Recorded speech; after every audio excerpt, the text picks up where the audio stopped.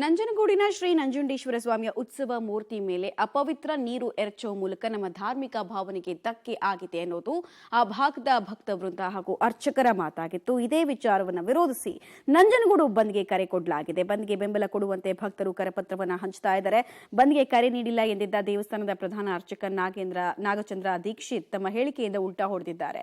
ADC ಶಾಂತಿ ಸಭೆಯಲ್ಲಿ ಪತ್ರಕ್ಕೆ ಸಹಿ ಹಾಕುವಂತೆ ಒತ್ತಾಯಿಸಿದ್ರು. ಹೀಗಾಗಿ ಪತ್ರಕ್ಕೆ ಸಹಿ ಹಾಕಿದ್ವಿ. ನಂಜನಗೂಡಿನ ಜನತೆಗೆ ಎಲ್ಲವೂ ಗೊತ್ತಿದೆ, ಅವರೇ ಇತ್ಯರ್ಥ ಮಾಡಿಕೊಳ್ಳಬೇಕು ಅನ್ನೋ ಮೂಲಕ ಬಂದ್ಗೆ ಪರೋಕ್ಷ ಬೆಂಬಲವನ್ನ ಕೊಟ್ಟಿದ್ದಾರೆ.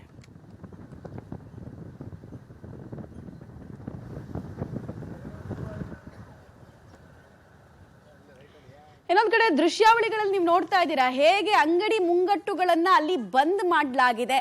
ಯಾವ ಅಂಗಡಿ ಮುಂಗಟ್ಟುಗಳಲ್ಲೂ ವ್ಯಾಪಾರ ವಹಿವಾಟು ನಡೀತಾ ಇಲ್ಲ. ಹೂ, ಹಣ್ಣು, ತರಕಾರಿ ಎಲ್ಲವೂ ಕೂಡ ಎಲ್ಲ ಅಂಗಡಿಗಳು ಅಲ್ಲಿ ಬಂದ್ ಮಾಡಲಾಗಿದೆ. ಸೊ ಸ್ವಯಂ ಪ್ರೇರಿತವಾಗಿ ಅಂಗಡಿಯ ಮಾಲೀಕರು ಕೂಡ ಬಂದ್ಗೆ ಬೆಂಬಲವನ್ನ ಕೊಡ್ತಾ ಇದ್ದಾರಾ ಅನ್ನೋ ಪ್ರಶ್ನೆ ಮೇಲ್ನೋಟಕ್ಕೆ ಉದ್ಭವಿಸ್ತಾ ಇದೆ.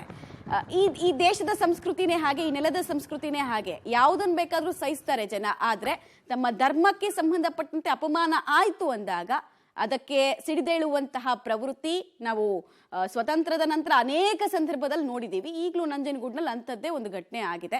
ಕಾರಣ ಅಪವಿತ್ರ ನೀರನ್ನ ಎರಚಿದ್ದು ಅಲ್ಲದೆ ಮೊಂಡಾಟವನ್ನ ಪ್ರದರ್ಶನ ಮಾಡಿ ನಮ್ಮ ಧಾರ್ಮಿಕ ಭಾವನೆಗೆ ಧಕ್ಕೆ ತಂದಿದ್ದಾರೆ. ಇದನ್ನ ಸಹಿಸೋದಕ್ಕಾಗೋದಿಲ್ಲ ಅಂತ ಹೇಳಿ ಕಣ್ಣೀರು ಹಾಕ್ತಂತಹ ಭಕ್ತ ವೃಂದ ಈಗ ಬಂದ್ಗೆ ಕರೆ ಕೊಟ್ಟಿದೆ. ಬಂದ್ಗೆ ಆರಂಭಿಕ ಹಂತದಲ್ಲಿ ಸಿಗ್ತಾ ಇರುವಂತಹ ಯಶಸ್ಸು ಯಾವ ಪ್ರಮಾಣದಲ್ಲಿ ಇದೆ ಅನ್ನೋದನ್ನ ನೀವು ನೋಡ್ತಾ ಇದ್ದೀರಾ. ಅನೇಕರು ಸ್ವಯಂ ಪ್ರೇರಿತವಾಗಿ ಬೆಳಗ್ಗೆನೆ ವ್ಯಾಪಾರ ವಹಿವಾಟನ್ನ ನಿಲ್ಲಿಸಿದ್ದಾರೆ. ಆ ಮೂಲಕ ತಮ್ಮ ಅಧಿಕಾರವನ್ನ, ವಿರೋಧವನ್ನ ತೋರಿಸ್ತಾ ಇದ್ದಾರೆ.